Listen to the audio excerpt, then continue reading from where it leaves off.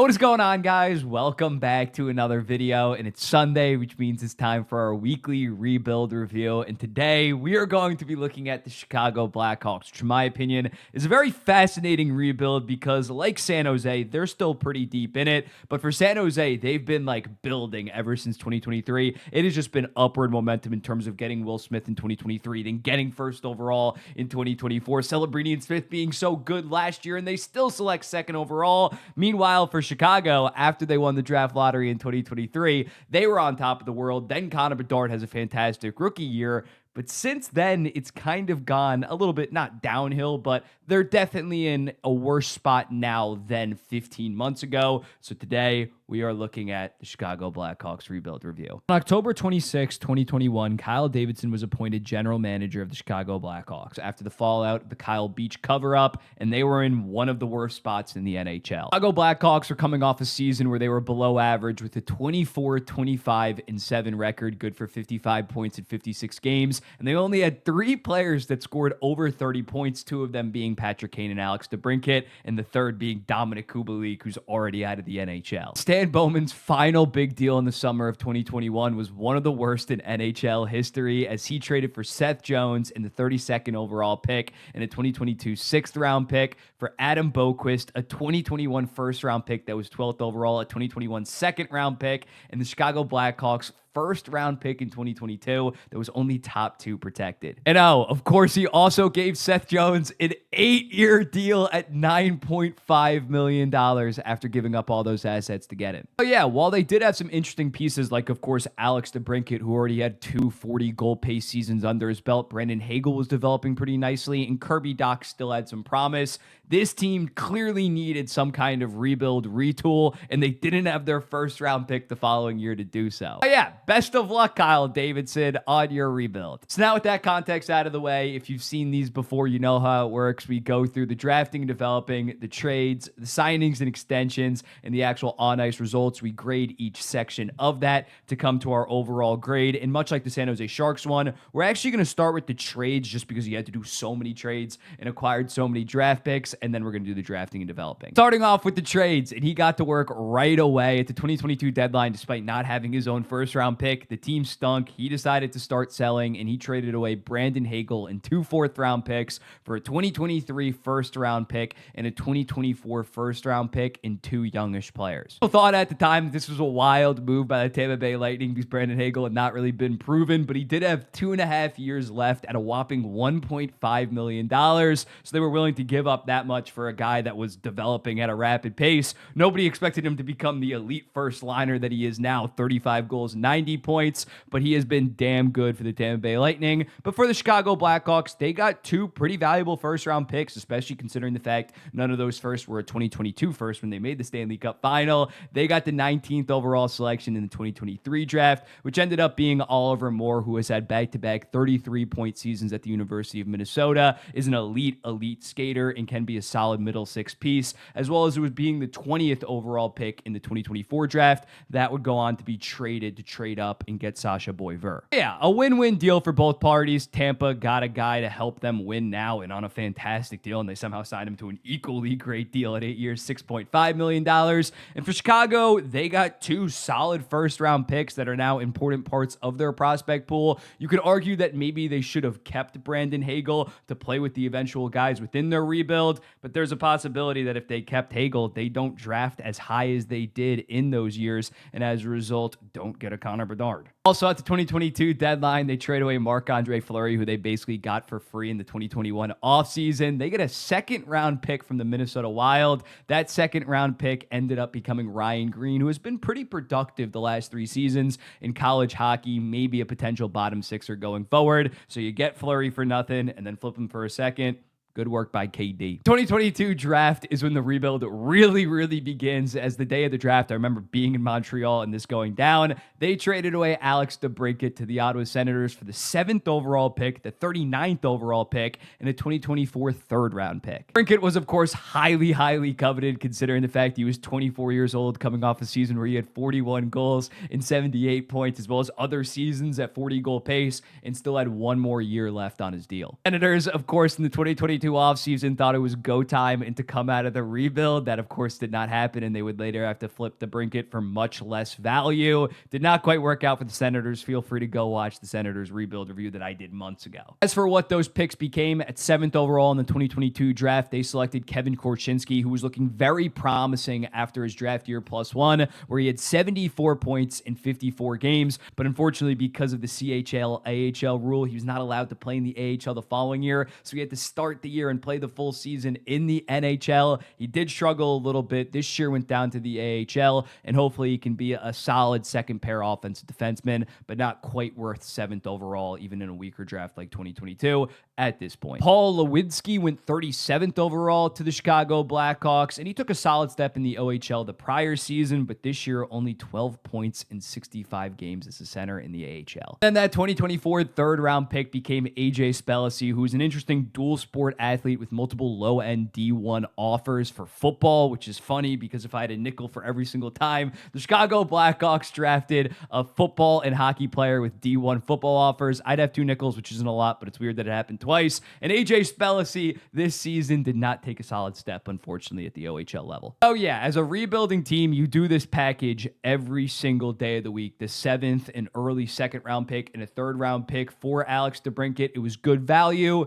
Just unfortunately, at this point, the picks have not quite lived up to expectations. And during the 2022 draft, and it's funny because we did Montreal 2 weeks ago for the rebuild review, but they traded with Montreal, giving up Kirby Dach for the 13th overall selection in the 2022 draft in the 66th. Dach had a very rough 2022 season with the Chicago Blackhawks. He was healthy for most of it, but only had 26 points in 70 games. Kyle Davidson did not draft Kirby Dach, or at least he wasn't his general manager during that, so he was no longer a part of the fold for this new rebuild. And as a result, he was expendable, and the Montreal Canadiens, who already had some solid young forwards like Cole Caulfield and Nick Suzuki, were willing to take a chance on a guy like Kirby Dach. So they decided to give up the 13th overall pick, which of course became Frank Nazar. And at first, Nazar struggled with injuries while Kirby Dach was more healthy. But now Nazar, after this season, having 26 points in 53 games, being so damn good at World Championships, as well as the AHL this year, just got himself a 7-year deal at $6.6 million and looks like the potential second-line center of the future. 66th overall selection became Gavin Hayes, who did not really produce that much at the AHL level this year with only 15 points in 50 games. Oh yeah, this was a really good deal by Kyle Davidson, moving off Kirby Dach. Not saying that he was like predicting the injuries to happen with Kirby Dach, but moved off him at the right time when he still had a lot of value and got a player that's 3 years younger, probably better right now, and definitely healthier. Also at the 2022 draft, he took on Petr Mrazek's contract and as a result got the 25th overall pick and only had to give the Toronto Maple Leafs the 38th overall pick, so moved up 13 spots and took on Mrazek's contract, which was 2 years left at $3.8 million. Who did they select with that 25th overall selection? It's one of their best prospects in Sam Renzel, who had been solid at the college level for the University of Minnesota the prior 2 seasons, then made the jump to the NHL level and smashed expectations. It was only 9 games, but had 5 points, including a 48.4% expected goals percentage, which is the best on the team, and playing 23 minutes a night. He looks like he could be a Calder contender next year. As for the Leafs, though, it was a pretty solid deal for them. They moved off that $3.8 million, only had to move back 13 selections, and they still got Fraser Midden, who's a pretty solid prospect, and eventually traded to the Boston Bruins in the Brendan Carlo deal. Fast forward to right before the 2022-2023 season, and Kyle Davidson yet again takes on what was viewed as a bad contract at the time, weaponizing his cap space, as he acquired Jason Dickinson in a 2024 second-round pick and gave the Vancouver Canucks Riley Stillman. This was like peak flat cap era because Jason Dickinson was only making $2.65 million the next 2 seasons, and Riley Stillman wasn't even making the league minimum. He had 2 years at 1.35, so they only had a $1.3 million difference in terms of their cap hit, and they got a second-round pick to take it on. God bless. Also, Jason Dickinson, once he went to the Chicago Blackhawks, and obviously he played a bigger role than he would have on the Vancouver Canucks, but he had a 30-point season and then a 22-goal season and 35 points, so he was worth $2.65 million to the Chicago Blackhawks. As for that 2024 second-round pick, the Vancouver Canucks were a very good team, so it ended up being very late, and it was later packaged in that move to go up to 18th overall in the 2024 draft. Other move, taking on a bad contract, they acquired Nikita Zaitsev's final 2 years at $4.5 million, and they got a second and a 4th-round pick to do so. This one looks very good as they kept that second-round pick, and it ended up being a mid-second-round pick from the Ottawa Senators, and they selected Roman Kantstarov, who was a very good player in the Russian juniors in his draft year year in 2023, then had an okay first year in the KHL, but then exploded for 38 points in 47 games, outproducing on his own team 2022 first-round pick and highly regarded prospect Danil Yurov. Fourth is in 2026, and they still have that, but yeah, they got a top 35 to 60 prospect in hockey that has proven that he can produce against grown men to take on Zaitsev's bad deal. Another deal with an Ontario team as they trade yet again with the Toronto Maple Leafs, giving up Jake McCabe and Sam Lafferty at the 2023 deadline for a conditional first-round pick in 2025 and a 2026 second-round pick. Cabe was half retained to the Toronto Maple Leafs, and he was absolutely awesome for 2.5 years and then signed an extension. He is exactly what they need in terms of a steady two-way second-pair defenseman. As for Sam Lafferty, he ended up kind of being nothing and eventually getting traded to the Vancouver Canucks before the 2023-2024 season. 2025 first-round pick ended up becoming one of my favorite prospects in the 2025 draft, that being Vaclav Nestrasil, who went 25th overall, a 6'5", high-motor guy with solid playmaking ability that just continued to get better throughout the season and helped Muskegon win the Clark Cup in the USHL. As for their second round pick in 2026, they still have it. And also at the 2023 deadline, heartbreak, but it was necessary. They ended up trading Patrick Kane to the New York Rangers. The Arizona Coyotes helped broker that deal, but they got a second and a fourth round pick to do so. Some people were shocked that they didn't get a first round pick, but at the end of the day, Patrick Kane was making $10.5 million and had a nagging hip injury that he would eventually get serious surgery for. So getting in a second and a fourth round pick was okay. As for who they selected with the picks that they got for arguably their greatest player of all time, Martin Misiak was nothing special the last couple years in the OHL, probably not going to be an NHLer at the next level. And Parker Holmes was kind of the shock of the 2025 draft. Like, nobody had him ranked. He went in the fourth round. He only had 1 point in 21 games, but he's 6'4" and throws the body. So maybe he could be a depthman in the future, but not a ton of skill there. Patrick Kane on the Rangers, of course, would lose to the New Jersey Devils in the first round and then eventually sign with the Detroit Red Wings. Yeah, very unfortunate that they did not get much for Patrick Kane, but given the context, it made sense. You wish that you maybe drafted somebody better with those second round picks, but it is what it is. You had to commit to the tank for Connor Bedard, which they ended up winning. Also, at the 2023 deadline, Max Domi, who had 49 points in 60 games because he was playing with Patrick Kane, got them a second-round pick from the Dallas Stars. Sadly, the Dallas Stars would make the Western Conference Finals in 2025, so that pick was very late, but they would later package it to move up in the first round of the 2025 draft. 2023 offseason, they acquired Taylor Hall in his final 2 years at $6 million and Nick Foligno for basically nothing. Taylor Hall, while definitely a cap dump and not worth $6 million, was viewed as a guy that could play with Connor Bedard as a speedy winger and be a good mentor for him as a former first-round pick himself. And Nick Foligno was a guy that was signed on a one-year deal at $4 million to be a veteran presence. Taylor Hall would unfortunately tear his ACL just 10 games into the 2023-2024 season, was a half a point per game the following year and eventually traded. But Nick Foligno signed and quickly after became the captain 1 year later and has been that ideal veteran presence that they wanted. So this was a pretty good deal for the Chicago Blackhawks. Right before the 2023 draft, they took on the final year of Josh Bailey's contract of 1 year, $6 million for my New York Islanders and got a second-round pick in 2026 to do so. They quickly after bought out Josh Bailey, and they still have that second-round pick that has a decent shot next year to be like 38th to 44th overall. Weaponize that cap space, baby. Nothing really of note from the 2024 season, so we're fast-forwarding all the way to the 2024 offseason where they make another deal with the New York Islanders, acquiring the 18th overall selection and the 50th overall selection for the 20th, the 54th, and the 61st. And mind you, this was a month before the 2024 draft. I don't know why you would do this a month before the draft, having no clue who might be there at 18th overall, but they did. Maybe Sasha Boisvert was their guy. The New York Islanders would go on to select Cole Yzerman, who by most is viewed as the better prospect. They gave up an extra second-round pick to do so. Islanders, with those 2 second-round picks, drafted Kamil Bednarik and Jesse Pulkkinen, who, if I'm going to be honest, have not exactly killed it in their draft year +1. But wildly enough, the Chicago Blackhawks did not keep that 50th overall pick. Instead, they traded up with the Carolina Hurricanes to go get Marek Vanacker, who has not really been that good in the OHL this season. And that 50th overall pick ended up becoming Nikita Artemanov, who has been very good in the KHL. It made no sense why he fell to 50th overall, and that 34th overall overall pick was Dominic Bedinka. Yeah, that 2024 draft pick tree is not looking too hot for Mr. Kyle Davidson. All of these guys are still 19 years old. I'm not acting like it's set in stone. During that summer, the Vancouver Canucks yet again hit them up to dump a bad contract. The Chicago Blackhawks acquire Ilya Mikheyev, Sam Lafferty again, funny enough, and a 2027 second round pick from the Vancouver Canucks for a 2027 fourth. The Blackhawks should move from a fourth round pick to a second round pick, and although Mikheyev again bad contract, they needed to reach the salary cap floor. They needed bodies for their middle six. And Mikheyev did bounce back a little bit, having 20 goals and 34 points in his first season. During the 2025 season, they play broker in the Mikko Rantanen deal, as well as sending Taylor Hall to the Carolina Hurricanes and get their own third round pick back, which was 66th overall. With that, they selected Nathan Bem from the WHL, who's a 6'2" winger that had 31 goals, 35 assists, 66 points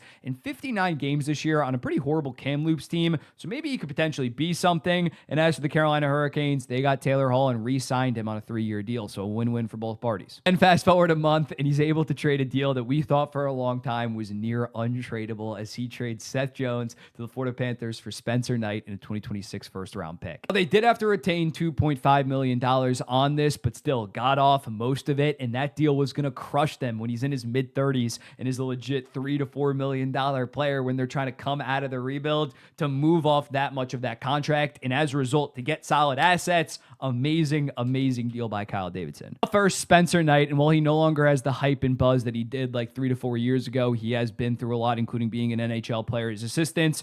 He bounced back a decent amount this season. He had 6.8 goals saved above expected in 38 games. He has almost 100 NHL games under his belt at 24 years old. Not saying he's their franchise goalie, but he can be their 1A for a couple of years and then maybe shift into a 1B or backup role. First round pick from the Florida Panthers, of course, in 2026 probably is going to be very late. But again, you get a 24-year-old NHL proven goaltender, as well as a first round pick for a contract that you thought was largely going to be untradeable. Now, obviously, the Florida Panthers have already won massively from this deal. They won the goddamn Stanley Cup immediately after, and at $7 million, Seth Jones is pretty damn good value, and he fits right in with their age core of guys between the ages of 27 to 31. Win-win for both parties. Then the final trade we're going to go over, of course, was when they traded up for Mason West in the 2025 draft. They gave up the 34th, the 62nd again from the Max Domi deal, as well as a 2027 fifth-round pick. Mason West, 6'5", dual athlete, quarterback, has multiple low D1 offers, had 9 points in 10 USHL games. If he focuses on hockey with the athleticism and I assume high IQ if he can play the quarterback position, he could potentially be something special, definitely more of a boomer bust guy, and he's heading to Michigan State for the 2026-2027 season. But I do like this idea of taking home run swings on these late first-round guys, considering quality over quantity at this point when it comes to prospects. The Chicago Blackhawks had so many picks from between 2022 to 2024. So up first for the trade grade, I'm going to go with a B+. I think they did a very good job getting value in terms of picks for guys like Hagel, DeBrincat, Dach, McCabe, Kane, and Jones. He did a really good job tearing it down and just loading up on assets. Did he hit on all of those picks? No, but in terms of the value of those trades, I think he did a very good job. He also did a very good job, as I said 9,000 times, weaponizing his salary cap space, picking up second-round picks in deals like the Dickinson, Bailey, Mrazek, Zaitsev, Hall, Mikheyev, taking on bad contracts when you have to reach the salary cap floor and getting assets. Very well done. I will say it is a little bit disappointing the last 16 to 18 months that he has not been able to acquire a top-line winger to potentially play with the Connor Bedard, but I can understand that maybe they're not quite yet ready to make an aggressive move like that. I don't think you can go to like an A-A. I think they're probably closer to a B, just considering the fact outside of Nazar, none of the young guys that they've traded for, although I like Kanserov, although I like Rinzel, none of those guys have really made an impact at the NHL level, so there's still kind of question marks, but they have been trending pretty well. Also, again, you could make the argument that they could have kept one of Hagel or DeBrincat just to bring along that next generation of Blackhawks and giving them an elite winger. Okay, so now we are going to be going through the drafting and developing. Of course, with this, most of the grade is going to be based on who Kyle Davidson drafted and developed, so the guys 2022 and beyond, but we are going to talk about some of the guys that he inherited because he was within the organization too. This wasn't someone just completely coming in out of nowhere. Nolan Allen, let's start off with him. Yeah, this was a Stan Bowman's last first-round pick. Not really proven much. Did play 43 games, but I'm not sure. He's going to get replaced by guys like Korchinski, guys like Rinzel, Leshinov, all of those guys. Also in the 2021 draft, Colton Dach, Actually, pretty solid AHL numbers. Took a solid AHL jump. Was viewed as kind of a nepo pick as Kirby Dach's brother, but he's developing pretty nicely. Ethan Del Maestro looks like a defenseman, 6'4". Okay development for 105th overall. You'll take that as a solid AHLer. Lucas Reichel is kind of an unfortunate one. Again, not drafted by KD directly, but after that 15-point season in 23 games, after being point per game at the AHL level, he might just be an AHL legend. You look at it, point per game consistently in the AHL. Unfortunately, the development has not followed. Drew Comesso is an intriguing prospect in terms of a goalie. He's probably like a top 8 to 15 goalie prospect, considering he's stacked back-to-back pretty damn good AHL seasons in 9-11 in 39 games this year for second-round pick, looking pretty solid. Landon Slaggert, one of the coolest names in the NHL. I hope this guy works out. Left winger, that's been pretty solid in the AHL for 79th overall. Okay, Wyatt Kaiser's gotten some solid NHL games as a defenseman. Again, not sure how much he is a part of their long-term plan at this point, but for 81st overall, you'll take it. And then Isaac Phillips, 2020 draft. Part of it is because like the team has been so bad between 2023 to 2025 that these guys got NHL games. They've been pretty solid. Kirby Dach, again, we talked about it. He was moved off quickly after he had a pretty disappointing third season in the NHL, and rightfully so. He's just not been able to stay healthy. He might not be healthy for the start of this year at training camp. Alex Vlasic is their biggest developmental, and he was picked decently high in the second round. But yeah, this guy, after being a solid defenseman at Boston University, has come in his first season awesome defensively this year, taking a big offensive jump. We'll talk about the extension that he signed later. But yeah, for 43rd overall, a solid, good top 4 defenseman. Very good job there. Boquist was already traded by the time he was in the Seth Jones deal. So that's about it in terms of the pre-Kyle Davidson guys. Now let's go to the Kyle Davidson guys. We've already seen Korchinski. Again, just stunk that he had to go to the NHL immediately. Just if there was no NHL CHL rules, he would have probably developed very nicely in the AHL and then made the jump to the NHL hopefully this season. Just an unfortunate victim of that rule, but I still think he can be solid. Frank Nazar, when looking at Nazar, we already saw it with the trade. He is well on his way to becoming a good second-line center. Sam Renzel, also talked about him, 5 points in 9 games. Ludwinski, we talked about. Ryan Greens. These are all guys that they traded for, so we're not going to spend our time on them. Connor Bedard, Mr. Bedard, will probably... It's just tough because, again, he still doesn't have anybody around him, but it was kind of disappointing last year seeing no real step, if anything, a decrease, actually just straight up decrease in terms of his point production and goal production per game. I still think he's going to be great, but there's definitely major question marks in terms of him being that superstar generational talent after this season. It's not like he has amazing analytics or underlying numbers as well. Oliver Moore, we look through, again, 33 points, has that one trait in skating that is just so elite, so I think he will be a solid NHLer just off that. Adam Gajan was not a good selection. This was even kind of confusing in the moment, considering he barely even played in the USHL, and they selected him 35th overall. So that's a decent whiff, it's looking like. Kanserov, we already looked at. Nick Lardis, this was a steal, or it's looking like it's trending to be a steal. Goal-scoring beast, a little bit undersized, but 71 goals in 65 OHL games.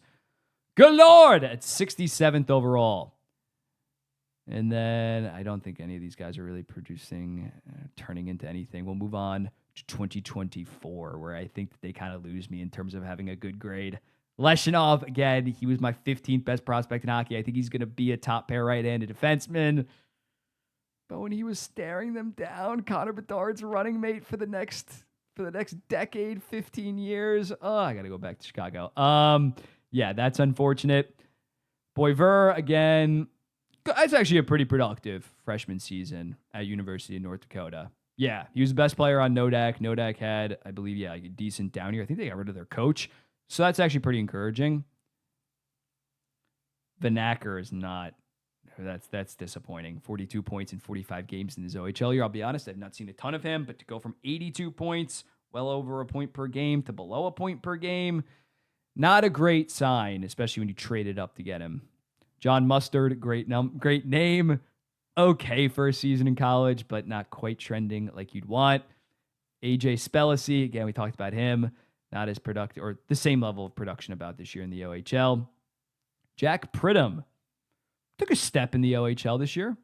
Actually, he was in the BCHL, so that's a little bit encouraging. Svensson, no, not really anything. Ty Henry, defensive defenseman in the OHL. I can't really judge him that much. And then we move on to 2025. Mr. Frundell. He was my number 3 prospect in the 2025 draft. I'd probably flip him and Martone at this point. But yeah, highly, highly productive in the second tier Swedish league. This was a good pick by them. And yeah, Nestrasil. Also, in my opinion, a pretty good pick. Mason West, good deep swing in terms of a high upside guy in a weak draft like 2025. You take chances like that. Ben, we talked about. I don't know. I think I might be pronouncing that wrong, but still, 66 points, 59 games on a losing Kamloops team. Pretty solid. Julius Sumpf. Pretty solid. He's an overager, though. 20 years old already. And only that production as a center. That's an interesting selection. Maybe he's awesome defensively or something. Parker Holmes, the shocker of the 2025 draft. I don't think Ashton Cumby is anything special. And then Ilya Kanarski. Solid VHL numbers, although it's a short sample size, and very good in the MHL, but he is an overager at 20 years old. Let's get to the grade. Time for the grade, and I'm going to go with a B for the drafting and developing for the Chicago Blackhawks. Connor Bedard was an easy selection at first overall, and if anything you could say is developing has actually been subpar by the Chicago Blackhawks at this point. The Leshinov pick I did not love. The Korchinski pick doesn't look that awesome, but there are some big wins with the drafting developing. Frank Nazar at 13th overall. Looks like he'd easily go top 10 in a 2022 redraft. Sam Rinzel in that 2022 draft in the late first. You got Roman Kansterov in the 2023 draft. I think the Frundell at 3rd was pretty solid, but they have not yet, at least at the NHL level, proven some of their 2022 guys, 2023 guys outside of Connor Bedard in half a season of Frank Nazar. So I cannot, in good faith, give them like a B+, A- at this point when there have been some head-scratching decisions. Vanacker doesn't look that good at this point in terms of a late first-round pick. So it's okay. Just a mixed bag. If I think that's about where I'm at on the drafting and developing, and as a result, a B. It has potential to get much better, but if Leshinov doesn't develop, if Frundell doesn't develop, it can go very, very low. It is a wide array right now, and I think I land on a B. Okay, so we are moving on to the signings and extensions. And after trading DeBrincat, Hagel, and Dach during the 2022 season and offseason, they needed to sign some guys to play within their top 6. And they signed Max Domi and Andreas Athanasiou on the same deal, 1 year, $3 million. And both players play very damn good. Domi has 49 points, 60 games, gets shipped off for a second-round pick. And Andreas Athanasiou, playing with Domi and Kane, puts up 20 goals and 20 assists. However, the second time around in the summer of 2023, they signed Andreas Athanasiou to a 2-year deal at $4.25 million. It doesn't work out now that they don't have Patrick Kane and Max Domi. He only put up 10 games in the 36 games that he played the last 2 years. Also, in the 2023 offseason, they trade for the signing rights of Corey Perry and Nick Foligno and give them both 1-year deals at $4 million. Wildly different experiences with the team for the two of them. Corey Perry lasts until November 28th when he gets removed from the team and has his contract voided due to something that he did that we still don't fully know exactly what he did. Meanwhile, Nick Foligno becomes that ideal veteran and the eventual captain of the franchise. So in looking at it, I think that the good of Foligno outweighs the kind of circus PR nightmare that Corey Perry was for like a week. On July 1st of 2023, they signed Ryan Donato to a 2-year deal at $2 million, who had been like a solid around 30-point pace guy the last 2 years in both San Jose and Seattle. In his first season, puts up 30 points, worth $2 million, then absolutely explodes for 31 goals, 62 points, one of the most out-of-nowhere seasons of the 2020s, and he re-signed on a pretty cheap deal that we'll talk about later. Filip Kurashev was an RFA and signed a 2-year deal at $2.25 million, the former 4th-round pick, and he found a lot of success playing with Connor Bedard basically exclusively the following year, having 54 points in 75 games, looking like an important piece of their future, but it was kind of a Connor Bedard merchant situation, as the following year he would only have 7 goals, 7 assists for 14 points. After a very good first season, Nick Foligno extended 2 years, $4.5 million, just been a consistent around mid-30-ish point guy, great leader, the captain. In the middle of the 2023-2024 season, when he had 22 goals during that season, Jason Dickinson extended 2 years, $4.25. Sadly, he did come back down to earth this season, having 16 points in 59 games, and his analytics took a little bit of a hit as well. Peter Mrazek, much like Jason Dickinson, who was a salary cap dump, ended up re-signing with the team after a great 2024 season, having a .907 behind that Blackhawks defense. He fell back down to earth, unfortunately, with an .890, was able to get moved to the Detroit Red Wings, and then eventually eventually traded to the Anaheim Ducks in the Gibson trade. First important core long-term deal is the Alex Vlasic deal in the spring of 2024, a 6-year deal at $4.6 million for the 6'6", 23-year-old defenseman that had insane defensive analytics during that 2024 season. This season jumped to like 23 minutes a night. The defensive numbers weren't as good, but he put up 30 points as more of a defensive defenseman, and now he's locked up for the next 5 years at like okay number 4 money, and he's going to be a very good top 4 defenseman most likely. This deal was viewed as somewhat of a risk, and right now it is already paying off a decent amount. In the final 2 to 3 years of that deal, it's going to be one of the best defenseman deals in the NHL probably. 2024 offseason, after a great Bedard rookie year, he decided to start bringing in some talent in terms of wingers. He signed Tyler Bertuzzi to a 4-year deal at $5.5 million after a season with the Toronto Maple Leafs, having 21 goals, 22 assists, 43 points, and he basically replicated that. He put up 23 goals, 23 assists, 46 points in his first season with the Chicago Blackhawks. He's a good middle sixer, making good middle six money. He maybe want a little bit more playing alongside Connor Bedard, but it's a solid contract. He's 29 years old, not a ton of age risk. Also signed Teuvo Teravainen to a 3-year deal at $5.4 million. Again, not some amazing steal of a contract. The guy had 58 points in his first season and did Teuvo Teravainen things, a very, very good passer and playmaker. Also that summer, he signed yet again more veterans, Alec Martinez on a 1-year deal at $4 million to get to the salary cap floor. Only played around 18 minutes a night. I'm sure he probably was a good locker room presence, but not worth $4 million, but it's fine given the context. Signed Laurent Brossoit to a 2-year deal at $3.3 million after he had a .927 with the Winnipeg Jets as the backup. He had multiple knee surgeries and still has not played for the Chicago Blackhawks and probably won't next year as well. One deal that I will criticize a decent amount that he signed TJ Brody to a 2-year deal at $3.75 million. And TJ Brody was already like pretty washed at the time. Ask any Toronto Maple Leafs fan. So if it was a 1-year deal, that would have been okay, but it was a 2-year deal, and they had guys like Leshinov, Rinzel, and Korchinski that were going to need ice time at the NHL level during this upcoming season, so they ended up having to buy him out. Thankfully, the buyout's only $258,000 this year. Talked about Ryan Donato before, and he re-signed for 4 years, $4 million, and hand up, I expected them after a 31-goal season, 62 points, them to either offer him like a 5 by 5.5 after that contract year, or for him to hit the open market in like Seattle to sign into some kind of ridiculous deal like that. But no, this is a very reasonable contract for a guy that has shown solid offensive potential, 30 goddamn goals. Now, granted, in a year or two, he shouldn't be in their top 6 or first line, top power play, playing a serious role, but they gave him $4 million for him to probably be a third liner once this team starts to come out of the rebuild. Also re-signed RFA goaltender Arvid Soderblom, who was horrendous in the 2024 season with an .870 save percentage and the worst goals saved above expected in the NHL. But this year he bounced back. He took a step in .898 and had about a net equal goals saved above expected. So him, Spencer Knight, and Drew Commesso are going to form like a good trio tandem for the next 2 to 3 years probably. And then lastly, we've already talked about this player 2 different times. Frank Nazar signs his 7-year deal at $6.6 million.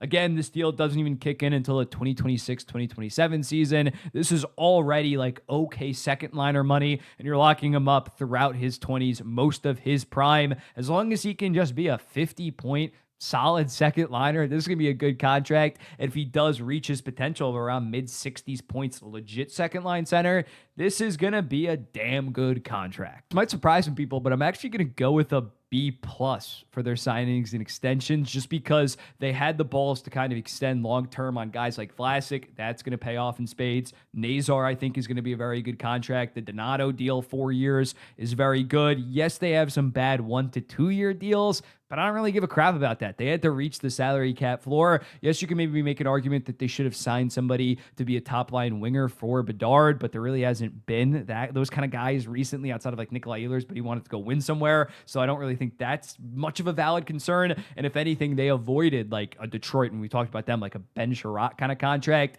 They haven't signed any bad contracts that are over 2 years, and even the 1 to 2 years were kind of just like veteran guys to kind of fill out the roster and provide wisdom to their young guys. So I think that they've actually done a pretty good job. And as a result, they have a very wide open salary cap situation for the foreseeable future that will really help out this rebuild. Now we're moving on to the results section. And much like the San Jose Sharks rebuild review, this one is going to count less than the prior three just because they kind of nuked it in 2022 and now are like just barely coming out of it. They do have some expectations heading into last year as well as this season to take a solid jump. But in 2022, they had 68 points, then moved off a lot of guys. 2023, the Bedard tank year, 59 points. 2024, 52 points. But Bedard had an awesome rookie year. And then this year, they did take a 9-point jump to 61 points. However, although they did take a 9-point jump, I will say that this year was kind of underwhelming. I feel like they were expected to go to like high 60s, low 70s. Their over-under heading into the year was actually 74.5, and they were still the worst team in the NHL by 7 points. The Nashville Predators had 68 points, and they were 15 points away from being the fourth worst team in the NHL. So they were still absolutely in the basement. And even though the Chicago Blackhawks did have 9 more points than the San Jose Sharks, they actually did have a worse expected goals percentage and Corsi percentage than the Sharks. Also, of course, in terms of the on-ice results, Connor Bedard not taking that step this year is definitely not ideal, and especially considering in the 2024 season, they were the worst offensive team in the NHL by a long shot, only scoring 178 goals. This year, they made a jump to 224. Analytically, they were still pretty bad, but they scored a lot more goals, and Connor Bedard's production on a per-game basis actually got worse. But even though they are still very deep in a rebuild and probably 2 to 3 years away from playoff contention, I think I am going to go with a C+ for the results, just because this year was pretty underwhelming. This year, they need to take a solid jump into the mid-70s with the infusion of young talent they have. Also, now that we got our 4 topics out of the way, there's one thing miscellaneous that I kind of want to go over. They did randomly let Dylan Strome walk to unrestricted free agency. It was before the Bedard tank year, but they just let him go for nothing, for absolutely nothing. And I know Dylan Strome back in 2022 was not regarded the way that he is now, but he immediately walked to the Washington Capitals and put up 65 points. You probably should have found a way to trade his rights if anybody wanted it. Maybe nobody wanted it, but you maybe should have brought him back on a 1-year deal and then traded him for something at the deadline. That's not going to make or break the rebuild, but it was a little bit unfortunate in terms of asset management. Where do I land on the Chicago Blackhawks in totality? They get a B. There's nothing disastrous about this rebuild. There just has been some missed opportunities with the 2024 draft. And as a result, there's big uncertainty around Connor Bedard. Will he be that generational superstar? And if he's just a top 10 player, top 15 player, who is going to be that number 2 that also is a superstar? Is it Anton Frontel? I'm not 100% sold on that. Who's going to be the legit number 1 defenseman? I believe in Sam Renzel. I think he's going to be good. Is he going to be a number 1? Is Leshinov going to pan out to that degree? There's just a lot of uncertainty. They still have a very good prospect pool, but again, outside of Bedard, who is NHL proven at this point? And in fairness, rightfully so, you're probably going to say, Mike, why are you even doing this video if there is so much uncertainty right now? You should wait until next offseason to do it. And also, in their defense, they're probably going to still have 1 more year of sucking and get a top 5 to 6 pick and maybe pick up another forward. But right now, compared to, it's really the 2024 draft and on. Once they didn't go Ivan Demidov, I hate to keep on hammering home, there has been massive question marks around this team. So I think they're going to be a playoff team. I think that they could be on the cusp of contendership. There's just uncertainty around them in terms of who are those pieces going to be around Connor Bedard. You compare them to a San Jose Sharks where Macklin Celebrini is definitely on the same tier as a Connor Bedard right now. I think he's going to be a top 10 player in the NHL. And then you have Will Smith, that is NHL proven, was like 70-point pace in the back half of last season. William Eklund has a 57-point season at 22 years old. They get Misa, who I like a lot more than Anton Frondel. They're also probably going to stink next year as well. There's more certainty with the San Jose Sharks versus Chicago. It's really Bedard and then question marks right now. Still have a great prospect pool, still have a great future, but I'm not sure you can go, maybe you can go with B+. I think it's closer to a B+ than a B-, but I'm not sure you can go with an A- where I had the Utah Mammoth who have Gunther, Cooley, Sergachev they traded for. There's a lot more already in place and they're already winning games. This Chicago team, even next year, I don't think that they're going to be like that much better. I don't think they're going to take some kind of huge step. They're going to be a more fun team to watch with some of their young guys. But yeah, they really need one of Leshinov and Renzel to turn into a legit number 1 defenseman. And I'm not sure if that's going to be the case. In the goaltending, Comesso I like, but he ain't Askarov in San Jose. So yeah, there's still question marks that need to be solved. And in the last 14 to 16 months, I've lost a little bit of faith in Kyle Davidson. So let me know in the comments, What do you think? Maybe we'll revisit it this time next year, do a little rebuild update, because this is really going to be the make or break year. Not make or break, but we're going to learn a lot about the rebuild this year, considering we're getting a full season of Nazar. We're getting a full season of Rinzel. Leshinov's probably going to be at the NHL level. Oliver Moore. This is going to be a huge year. I probably should have waited to make this video until the following year, but right now, I think a B is fair and closer to a B plus. Let me know in the comments. What do you think? I think our grades at this point are the Sharks were at an A, the Canadians were at an A minus, the Utah Mammoth were also at an A minus, I believe. The Chicago Blackhawks at a B, Detroit and Ottawa at a B minus, and the Sabres at a D plus. Let me know in the comments. What do you think? I'll be seeing you in the next one. Peace.